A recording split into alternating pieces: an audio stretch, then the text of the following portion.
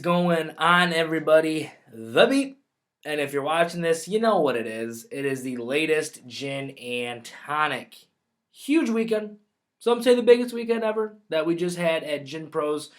Michigan State obviously was battling their hearts out on Sunday. I was down in EL with Bink. Obviously, we were watching it up and close. Obviously, not in the Breslin, which we could have been, but as good as it could have been. Okay, we had a great live stream Sunday morning with the guys over at the Michigan Man Cave podcast. Keen, B, and Train. Listen, I was throwing some heat at him. I was throwing some fire at him as a Spartan fan. I was kicking him in the shorts.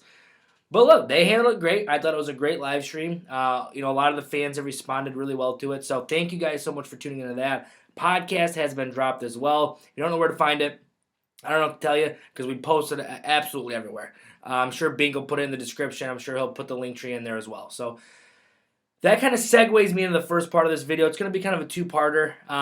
Michigan State basketball. Michigan State basketball. I have been extremely critical, very hard on them this entire year. Binks even kicked me in the shorts a few times for being so tough on them.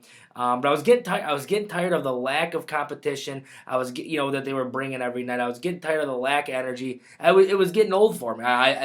Those were things I'd never seen from a Tom Izzo team. So I thought Tom Izzo might have been losing his touch a little bit. Okay, I thought he might have been losing his edge. I've said in the past that I thought Tom Izzo's tone and his message might be getting a little bit old, to some of the players. But look, whatever his message was on Sunday, use it. Use it the rest of the tournament. It was a great game by Michigan State, a game where they didn't really let Michigan get comfortable. Didn't really let Michigan get settled into their offense. Michigan State was running the floor really well in transition. Rocket Watts had, the best game he's had all season, which that's what we kind of expected out of Rocket all year. But listen, I don't care if we don't have it all year, as long as we got it right now going to the tournament. So great win for Michigan State. I have to tip my hat to Tom Izzo and the Spartans. They didn't give up. They didn't lie down. They defended home court, and they played a hell of a basketball game. Now we got Maryland first round of the tournament. It's going to be a tough game. Listen, those Terrapins, still don't even know what the hell a Terrapin is. Every time I look up a Terrapin, they show a turtle. And I don't know, to me, just call them the Maryland Turtles. That makes a heck of a lot more sense. But anyways, we got the Terrapins, the first round of the tournament. Not going to be a cakewalk. I don't think we need to win this game to get in. I think our resume speaks for itself. Beating 3 top 5 teams, Ohio State, Illinois, and Michigan. Nobody else in the country has done that. So I think right now Tom Izzo is already dusting off his shoes, his dancing shoes, because I think the Spartans punched their ticket.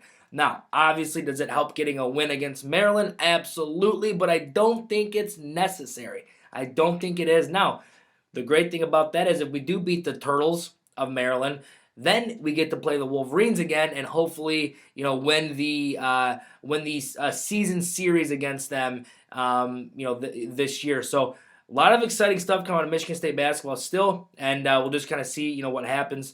But I do think they're dancing. I'm getting my dancing shoes out. I'm polishing them. I'm getting I'm getting them nice and spit shine, making them look good.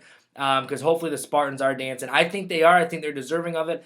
I think heading into the tournament, John and I are really going to be kind of pounding, when it comes to handicapping and gambling during the tournament. It's going to be huge. It's the first tournament that Gin Pros has had since the relaunch. Obviously, it was taken away from us this last spring. So hopefully, coming to this one, John and I can put a lot of great content, a lot of good picks, and a lot of videos going into this March Madness. So great win for Michigan State. Super thankful they pulled it off.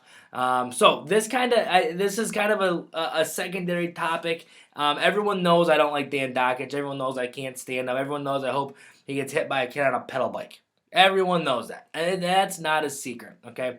So John was going to surprise me, okay? John J. You don't know who that is. I don't know what to tell you. John J. was going to surprise me with a cameo from Dan Dakich. Okay. Now I don't know if you don't know what cameo is. I'm a little familiar with them, but what it is you can send a celebrity money, and they will make a video for you. Okay. A lot of people have done it. Even a lot of a lot of podcasts and things like that do it early on just so they can get a little bit of notoriety. I don't think John was doing it for that reason. I think he was just doing it to kind of bust me in the chops. That we got a video from Dan Dakich.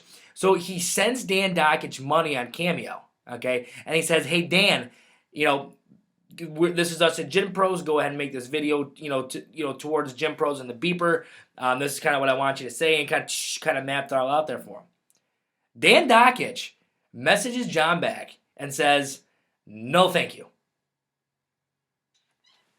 Are you kidding me, Dan? Are you kidding me? I was going to start to let you slide. Okay, I was going to start to let you off the hook. Okay, and then you do something this stupid. You do something this stupid. We were going to pay you money. John was going to pay your cell phone bill this month. And you let your pride get in the way and said no thank you. That just shows you, Dan, what kind of a man you actually are. You're a coward. You're a sheep. Okay? You're not the Billy Goat to the mountain. Okay? I'm the Billy Goat to the mountain. You're the little teeny tiny squirrel that's picking up and eating after my leftovers is what you are, Dan. You're a coward. Okay? That's all you're ever gonna be.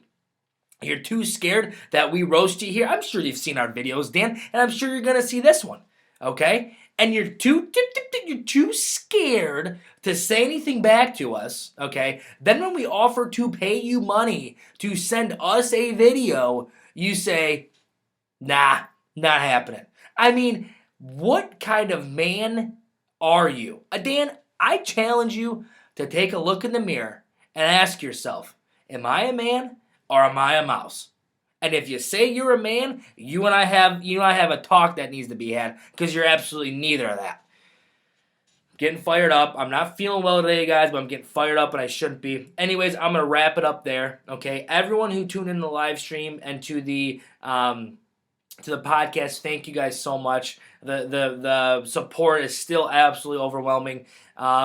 Tune into all of our socials: Twitter, Instagram, Facebook, Twitch. We got Gin Gaming that's been launched now. Our boy Reversal is slaying it out there. Way better Call of Duty player than I absolutely ever will be. So thank you guys so much for the outreach and the support for that. We have announced the Corona Challenge, and we have announced the Beer Die Tournament. So I'm sure John will drop the links in there so you guys can check that stuff out and get registered. Spots are already filling up, so we just don't want you guys to miss out on your opportunity to be a part of one of our great events that are in the lineup for this summer.